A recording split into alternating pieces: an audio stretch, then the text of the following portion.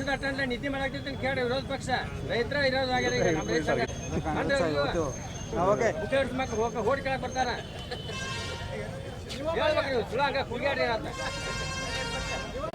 ಸನ್ಮಾನ್ಯ ಮುಖ್ಯಮಂತ್ರಿಗಳು D K Shivakumar ನೂತನವಾಗಿ ಪದಗ್ರಹಣ ಆಯಿತು. ಇವರಿಂದ ಒಳ್ಳೆಯ ಒಂದು ಏನೋ ಕೆಲಸ ಆಗ್ತದೆ ಅಂತೇಳಿ ನಾವು ತಿಳಿದಿದ್ದೀವಿ. ಹಿಂದೆ ಅವ್ರು ನೋಡಿದಂಥ ಅವಧಿ ಒಳಗೆ ಆಗಿನ ಶೈಲಿನೇ ಬೇರೆ ಇತ್ತು, ಈಗಿನ ಶೈಲಿನೇ ಬೇರೆ ಐತಿ.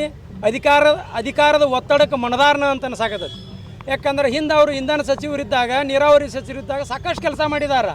ಆದರೆ ಇವತ್ತಿನ ದಿವಸ ಅವರೊಬ್ಬರು ರಾಜ್ಯದ ಮುಖ್ಯಮಂತ್ರಿ ಆಗಿದ್ದಾರೆ ಅಂದ್ರೆ ಆ ನಿರೀಕ್ಷೆಗೆ ತಕ್ಕಂಗೆ ಕೆಲಸಗಳು ಆಗ್ತಾಯಿಲ್ಲ.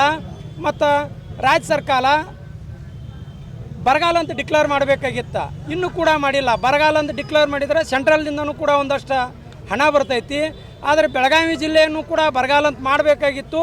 ಒಂದು 3 ತಾಲೂಕುಗಳನ್ನು ತೆಗೆದುಕೊಂಡಿದ್ರು ಅವರು, ಸವದತ್ತಿ, ರಾಮದುರ್ಗ ಮತ್ತು ಯರಗಟ್ಟಿ ತೆಗೆದುಕೊಂಡಿದ್ರು. ಈಗ ಡಿಕ್ಲೇರ್ ಆಗಿರ್ತಕ್ಕಂಥ ಲಿಸ್ಟ್ನೊಳಗೆ ಅವು ಕೂಡ ಇಲ್ಲ. ನಮ್ಮ ತಾಲೂಕಿನ ನಮ್ಮ ಜಿಲ್ಲೆಯ ಜಿಲ್ಲಾಡಳಿತಕ್ಕೆ ಮತ್ತು ನಮ್ಮ ಜಿಲ್ಲೆಯ ರಾಜಕಾರಣಿಗಳಿಗೆ ಕೈ ಮುಗಿದು ಕೇಳ್ಕೊಳ್ತೀವಿ. ನಾವು ಭಾಳ ಕಷ್ಟದಾಗಿದ್ದೀವಿ. ನಮ್ಮ ತಾಲೂಕನ್ನಾಗಲಿ ನಮ್ಮ ಜಿಲ್ಲೆಯನ್ನಾಗಲಿ ಬರಗಾಲ ಅಂತೇಳಿ ಡಿಕ್ಲೇರ್ ಮಾಡಬೇಕು.